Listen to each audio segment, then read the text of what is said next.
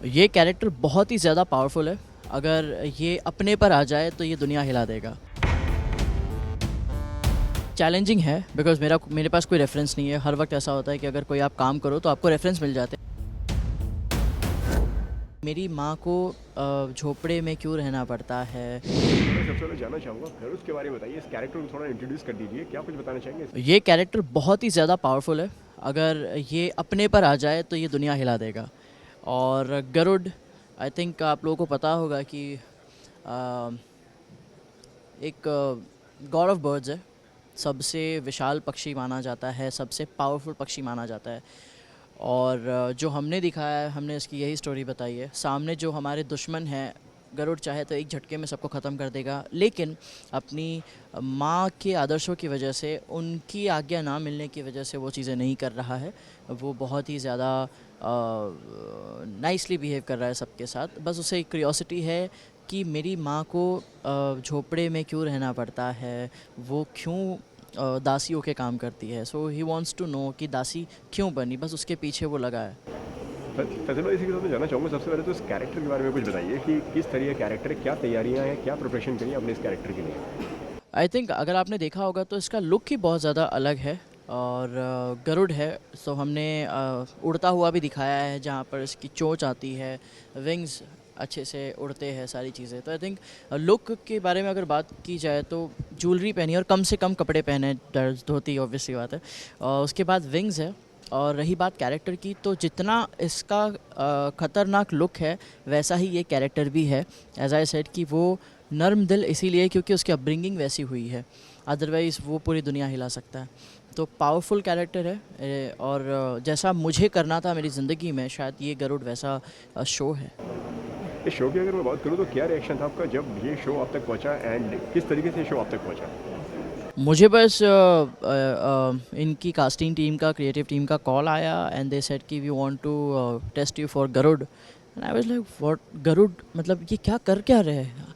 मुझे कैसा लगेगा ये चीज़।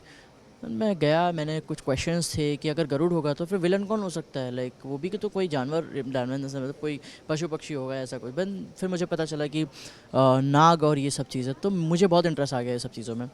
फिर बहुत सारा मेरा काम भी थोड़ा सा बच गया क्योंकि मुझे चोंच वगैरह पहननी नहीं पड़ी, बिकॉज हमने वीएफएक्स इतना खूबसूरती से किया है। And honestly if I talk about VFX, they are doing wonderful job, because हमारे शो में लाइव ट्रैकिंग होती है ग्रीन क्रोमा पर। लोग अब तक जितने भी लोग होते हैं वो एडिटिंग रूम में जाके करते हैं, बट हमारे जो एडिटर्स हैं वो लाइव करते हैं, एनकैम यूज़ कर रहे हैं। ये सब टेक्नोलॉजी के बारे में मैंने सुना था बट कभी देखा नहीं था, और मुझे ये भी नहीं लगा था कि इंडिया में कभी शायद मैं एक्सपीरियंस करूँगा। But I am so glad कि हम इतनी तेज़ी से आगे बढ़ रहे हैं। All thanks to Contiloe, all thanks to Abhimanyu sir, Pali ma'am and Soni साहब। फैसल कहीं ना कहीं चैलेंजिंग लगा आपको क्योंकि एक अलग तरीके का रोल है जिसमें इतना बड़ा भारी आपका गेटअप है, आपके लुक पे इतना सारा काम किया गया है, पीछे पंख भी हैं, तो डिफिकल्ट लगा कहीं ना कहीं ये बहुत ज़्यादा चैलेंजिंग हो जाएगा मेरे लिए। चैलेंजिंग है बिकॉज मेरे पास कोई रेफरेंस नहीं है। हर वक्त ऐसा होता है कि अगर कोई आप काम करो तो आपको रेफरेंस मिल जाते हैं, बट गरुड़ की कहानी कहीं भी नहीं है। इनफैक्ट कोई एनिमेटेड चीज़ भी नहीं मिली मुझे, टू बी वेरी ऑनेस्ट। इसके बारे में बुक्स में है जो मैं पढ़ने की कोशिश कर रहा हूँ, लेकिन शायद जब फर्स्ट डे ऑफ शूट था तब से मैंने हमारी जो कास्टिंग टीम और क्रिएटिव टीम है उनसे ही पूछना शुरू किया, बिकॉज ऑब्वियसली इतना बड़ा शो बना रहे हो, एक साल लगाया शो में, तो फिर उसके पीछे कुछ ना कुछ बहुत बड़ी रिसर्च हुई है। सो मैं उन्हीं से पूछता रहता हूँ। और डिफ़िकल्ट पार्ट, सबसे difficult part if I say that is my wings, because it's way too heavy, और उसको पहनकर शूट करना बहुत ज़्यादा डिफ़िकल्ट है क्योंकि विंग्स के बाद में मैं कुछ यहाँ वहाँ नहीं जा सकता, मैं वॉशरूम नहीं जा सकता। So I think that is difficult.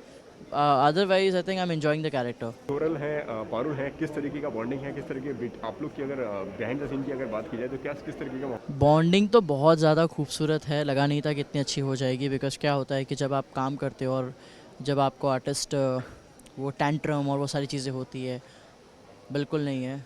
They both are really sweet. मतलब अगर आप बोलोगे कि पारुल का कैरेक्टर इतना ज़बरदस्त है शो में, नेगेटिव है, बट पीछे आप देखोगे तो बहुत ही ज़्यादा नरमी है, वो बहुत नर्म है, वो बहुत खूबसूरती से बात करती है, सारी चीज़ें। सो आई थिंक इतने सीनियर होने के बावजूद भी इतने ग्राउंडेड है। आई am so glad that I am working with them. Okay. Mytho आपने एक बार ऑलरेडी आपने महाराणा प्रताप करा हुआ है, अब आप फिर से। जी हाँ, वो भी हिस्टोरिकल था और ये भी है। अब तो मतलब क्या कुछ कहना चाहेंगे तो मतलब ये आपकी चॉइस होती है कि मतलब कि किस तरीके से कि आपकी इस तरीके की कि आप खुद चुनते हैं ये? I believe in working. काम करना मुझे पसंद है और काम करना चाहिए, फिर चाहे वो जैसा भी काम हो। एज आई सेड, मुझे हिस्टोरिकल शोज़ करने का, माइथो शोज़ करने का एक थोड़ा सा कीड़ा है, बिकॉज मुझे वो चीज़ जानने के लिए मिलती है जो मैंने कभी सुनी नहीं है, जिसे देखी नहीं है, और वो कैरेक्टर जीने का मौका मिलता है। जैसे मैंने पिछले शोज़ किए थे, वहाँ पर राजकुमारों का कैरेक्टर था, राजाओं का कैरेक्टर था। सो मैं वो लाइफ जीता था, वो ग्रैंड लाइफ, वो रॉयल लाइफ जीता था।